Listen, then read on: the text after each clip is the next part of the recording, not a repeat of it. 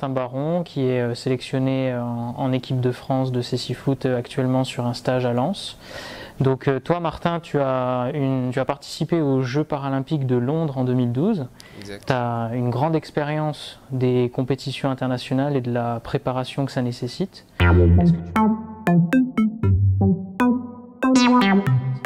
Est-ce que tu pourrais nous donner ton ressenti sur la préparation actuelle de l'équipe de France, son niveau du moment et son état de forme?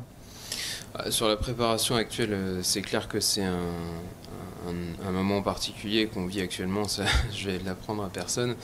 Après, clairement, ça dépend de l'investissement et de l'envie de chacun pour s'adapter à ces conditions. Et dans cette situation, je pense qu'on est tous, pour le coup, sur la même ligne de conduite. On fait tous les efforts qu'il faut faire pour se préparer pour ce type de compétition et avec les conditions actuelles, on va dire. Après, sur l'état de l'équipe, en fait, par rapport à celle que j'ai connue justement sur les Jeux de Londres notamment, même s'il y a eu d'autres compétitions entre les deux, c'est une équipe plus homogène en fait, selon moi, en termes de niveau individuel et collectif. On est tous, je dirais, plus proches les différents athlètes que ce qu'on pouvait l'être il y a 8 ans ou 9 ans. Et ça, c'est quand même plutôt positif pour la suite.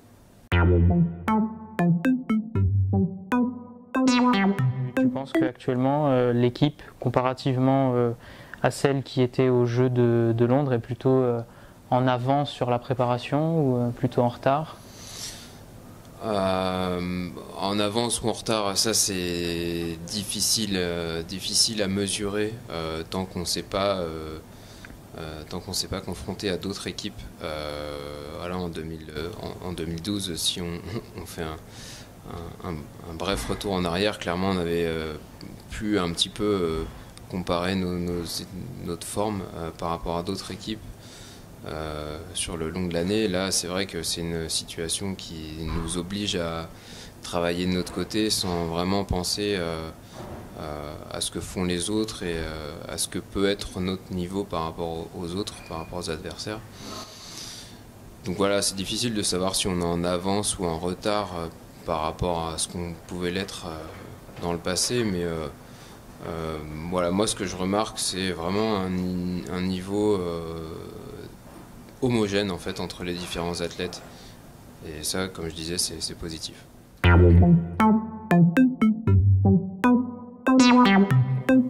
Et à ton avis, quels sont les adversaires principaux de la France au Japon?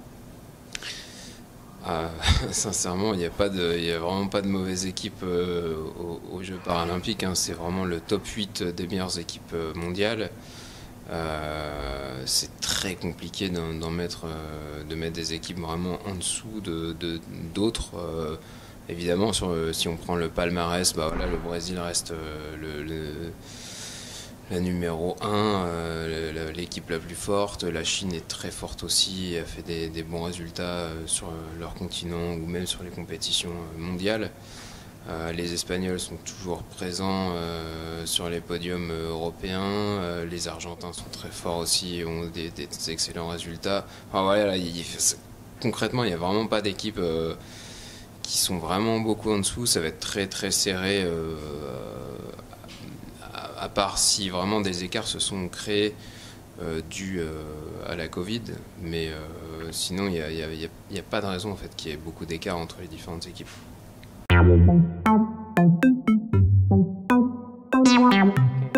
Et toi, par exemple, qui as connu une finale à Londres contre le Brésil qui a été perdue, est-ce que tu as une envie de revanche particulière contre cette équipe?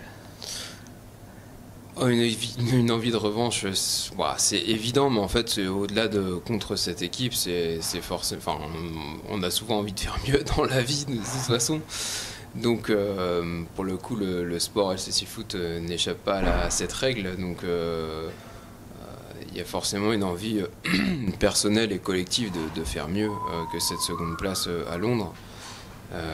Voilà, après, c'est sûr qu'il faut être aussi lucide. On fera du mieux possible en espérant qu'on réussisse à au moins atteindre de nouveau cette finale paralympique. Ok, ben, merci Martin. On va juste terminer pour savoir en vérifiant si tu es vraiment prêt à partir au Japon. On va te demander, est-ce que tu sais dire bonjour et merci en japonais? Bonjour, ouais, konnichiwa, mais merci, je me rappelle même plus et pourtant je suis déjà allé au Japon. Bon, a priori c'est arigato, on verra. Mais... Ah oui, exact, arigato, exact, c'est ça. Merci beaucoup Martin, merci à toi de nous avoir accordé du temps. Avec plaisir.